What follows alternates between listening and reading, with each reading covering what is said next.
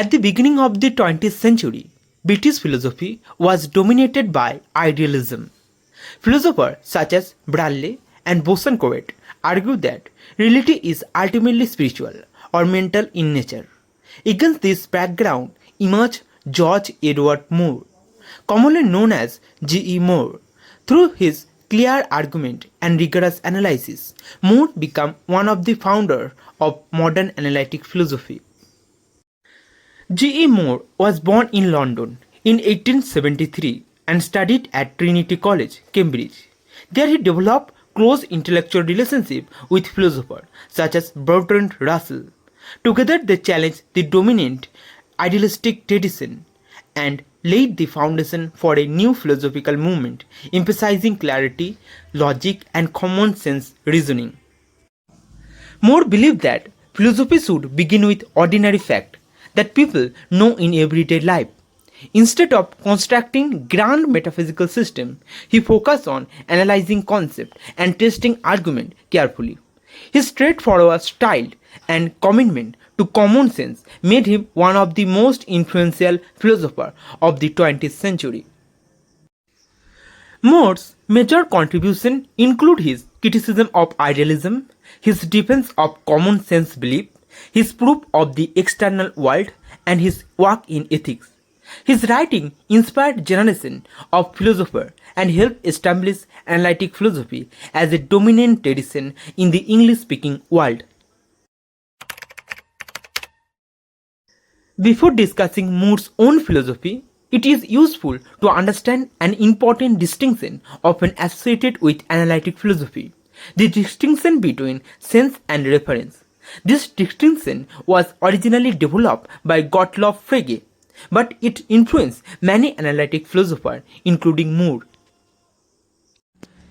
Reference refers to the actual object or entity that a word points to.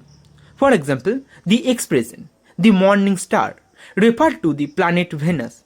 The expression, the evening star, also refers to Venus. Thus, both expressions have the same reference. Sense refers to the mode of presentation or the way an object is understood. Although morning star and evening star refer to the same object, they present that object differently. Therefore, they have different senses but the same reference. This distinction becomes important in analytic philosophy because it shows that understanding meaning involves more than simply identifying object. Philosophers like Moore appreciate this emphasis on conceptual clarity. Although Moore himself focused on analyzing proposition and ordinary language, then on developing a theory of sense and reference.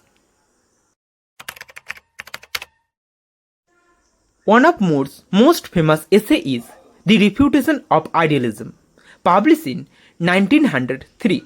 In this work, he challenged the idealist claim that reality is fundamentally mental. According to idealists, everything that exists is somehow dependent upon consciousness or experience. Idealists often summarize their position with the phrase "esse ist percipi", meaning to be is to be perceived.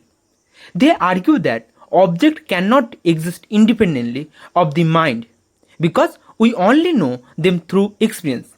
Therefore, reality and consciousness are thought to be inseparable. Moore carefully examined this claim and argued that idealists confuse two distinct things, the act of consciousness and the object of consciousness. When we experience a color, for example, there is the experience itself and there is the color being experienced. These are not identical. According to Moore, just because an object is known through consciousness does not mean that it depends on consciousness for its existence. The object and the awareness of the object are different. Idealists mistakenly treated them as the same thing. Moore argued that the proposition yellow is experienced contain two elements, yellow and experience. Yellow does not become identical with experience merely because it is experienced. Therefore, idealism failed to prove that reality is purely mental. This critique was revolutionary because it weakened the foundation of British idealism. Moore demonstrated that many idealist arguments rely on conceptual confusion rather than logical necessity. His analysis opened the way for a more realistic understanding of the world. After criticizing idealism, Moore turned to defending common sense belief. He believed that ordinary people possess certain fundamental truths about the world, and these truths are often more certain than philosophical theories that attempt to deny them. For Moore, common sense includes beliefs such as there are physical objects, other people exist, the earth existed before our birth, and we have bodies. These beliefs are part of everyday experience and provide the foundation for human knowledge. Moore argued that philosophers who reject common sense truth face a serious problem. If a philosophical theory concludes that table, chair, or other people do not really exist, then the theory is less believable than the ordinary fact is seek to deny. According to Moore, philosophy should explain and clarify common sense knowledge rather than reject it. Philosophers may analyze this belief, but they should not abandon them without overwhelming evidence. This approach reflected Moore's broader commitment to realism. He maintained that the world exists independently of our thought about it. Common sense beliefs are not perfect, but they provide a more reliable starting point than speculative metaphysical systems. Moore's most famous defense of realism appeared in his essay Proof of an External World. In this essay, he attempted to demonstrate that objects outside our mind really exist. The argument is surprisingly simple. Moore held up one hand and said, "Here is one hand." Then he held up another hand and said, "Here is another hand." From this observation, he concluded that at least two external objects exist. Since hands are physical objects existing in space, their existence proves the existence of an external world. Therefore, skepticism about the external world is false. Moore believed that this conclusion follows logically from premises that are more certain than skeptical doubt. Critics argue that Moore's proof assumes what is seek to prove. Skeptics question whether we can truly know that these are hands rather than illusion. Nevertheless, Moore responded that common sense knowledge is more certain than abstract skeptical argument. Moore did not claim that his proof would convince every skeptic.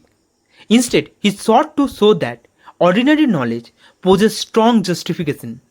The burden of proof, he argued, lies with the skeptic rather than with common sense belief.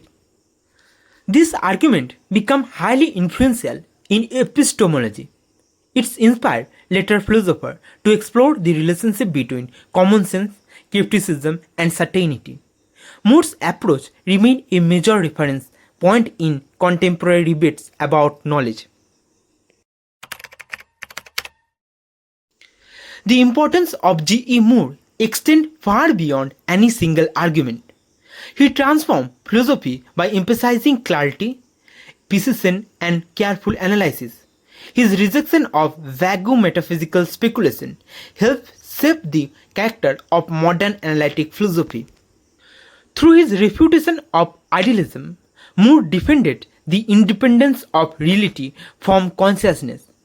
Through his common sense philosophy, he argued that ordinary belief deserved serious respect. Through his proof of the external world, he challenged skepticism and defended realism.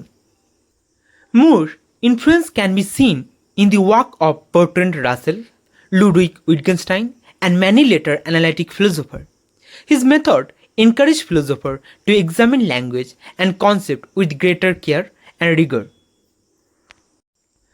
Although some of his arguments remain controversial, Moore's central message continued to resonate. Philosophy should not ignore the obvious fact of ordinary life. Common sense, properly understood, is a valuable guide in philosophical inquiry. In conclusion, G. E. Moore stands as one of the founding figures of analytic philosophy. His critique of idealism, defense of common sense, and proof of the external world reshaped 20th century thought and continue to influence philosophical discussion today. If you are still watching, I hope you are finding this content useful. Please like and share this video, subscribe to the channel and share your thought in the comment. Your support motivates me to create even more content like this.